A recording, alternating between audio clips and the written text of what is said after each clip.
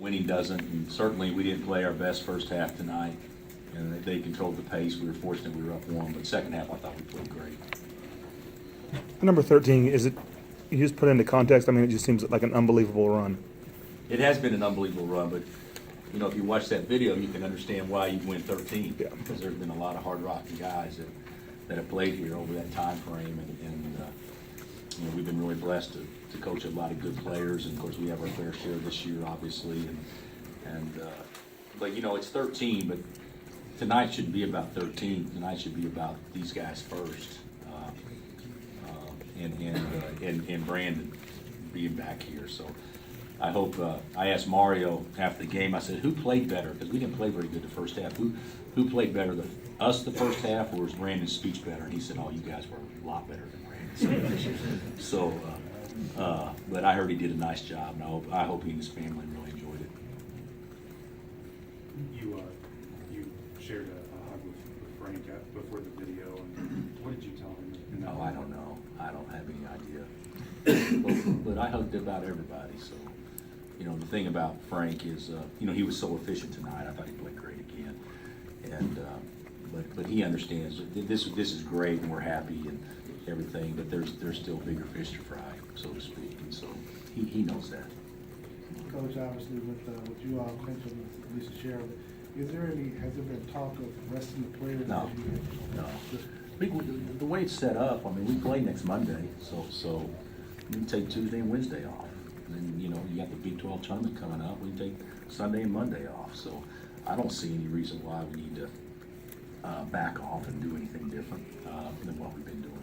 How much of a relief was it to see Josh come jogging back through the tunnel? I didn't, when he hurt himself, I thought it was bad. And when he got up, I thought he turned his ankle. So it was nice to see. He'll be sore tomorrow and the next day, but yeah, that was nice to see. I thought he played great tonight. He only had 15 points, but 11 rebounds, and some of the passes. The pass he made to Carlton, the left-handed hook pass, and the lob to Legero.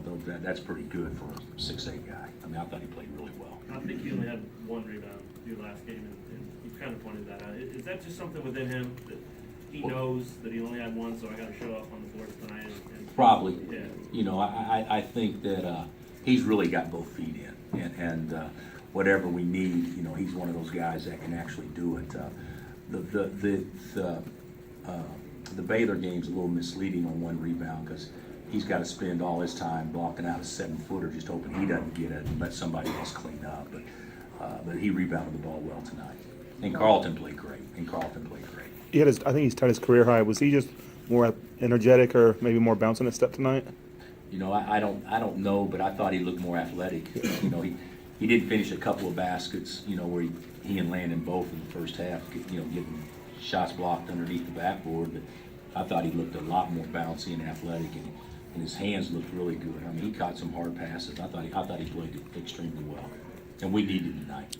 When he has a game like that, does it even surprise you a little bit, just given the slump that he's been in? No. No. I mean, we haven't been going into the game thinking we can count on 15-7, obviously, but he's a better player than what he's been able to show so far. So hopefully this will propel him into some bigger games down the stretch. Coach, some of us haven't seen you since the announcement was made over the weekend to be a finalist for the Hall of Fame. How does this with the 13, with your body of work, mean to you? What does that mean? I don't think that has anything to do with. I know tonight everything. Yeah. I'm more happy about being a part of 13 in a row than I am the announcement. but the announcement was really nice, and there's some quality people obviously that deserve it probably a lot more than I do based on the amount of time that they put in. I put in my 30+ years, but I have some of those have put in 40 or 45 years, and so. A lot of people have done a lot more in as far as longevity goes, and I totally understand that. But it's certainly even if it doesn't work out and you don't get in, it's still a great honor to be recognized, at least on a ballot. I didn't have anything. I didn't know that I was even a nominee until somebody told me. So that's pretty special.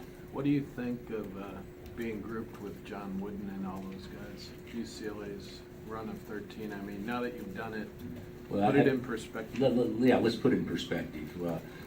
We won 13 in a row, and they won 13 in a row, and they won 10 national championships in 12 years, and we've won 1 in 13. So I still think that we got a little ways to go to actually catch that. So I don't think it's right to be put in the same breath. But I will say this: I think our teams, considering, back then, guys played 3 years because they were ineligible as freshmen, isn't that right? Most of those years, so they played 3 years because guys didn't leave early.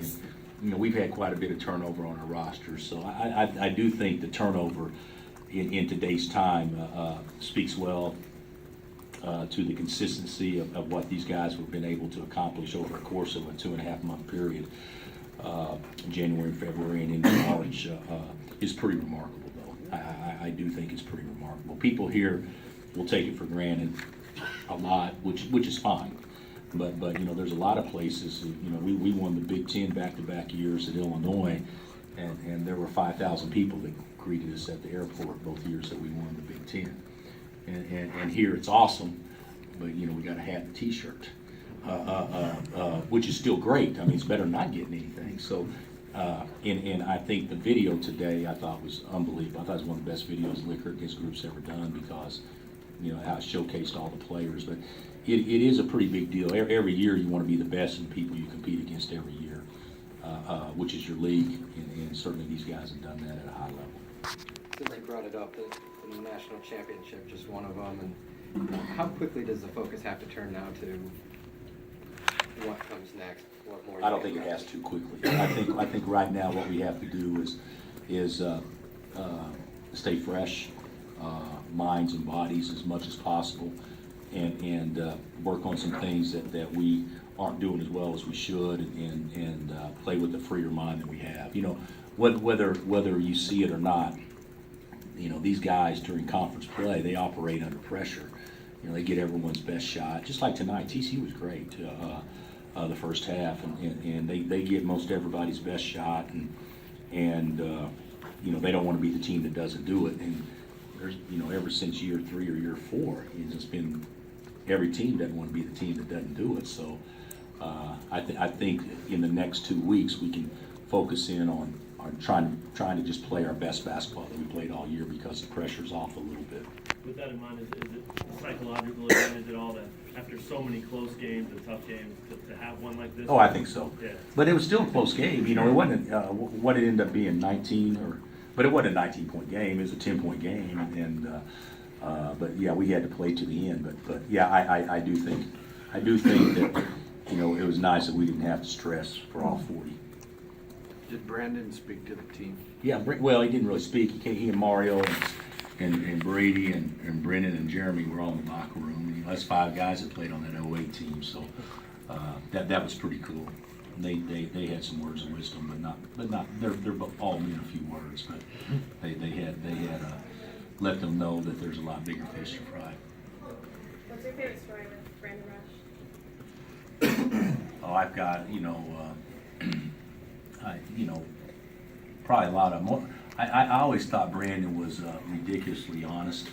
Most people can be honest, but when they're in trouble, they sometimes just tell a little white fib to try to eliminate the problem. I remember one day, and I already knew going in, we huddled up before practice, and we had curfew the night before at midnight or something like that, and 12:30, I don't know what it was, and I heard Brandon, he was out. So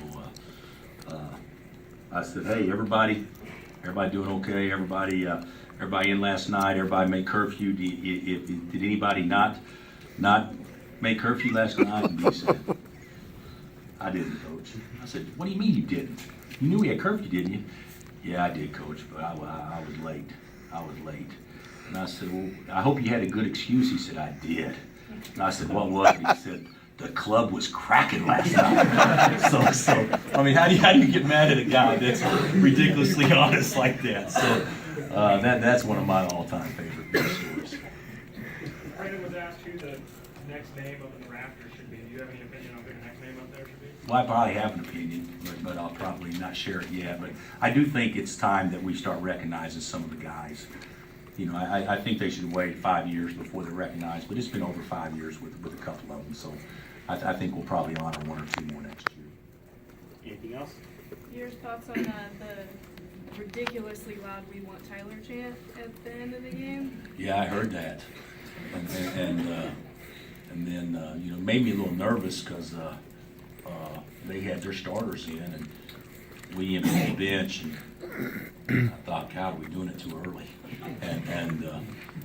but no, they finished strong, and you know, they were, you know, Clay making his 2 free throws was probably the most impressive play of the night, in my opinion, because he hadn't shot them that well. But it's great. You know, tonight's for the team. Monday night will be for the seniors. So.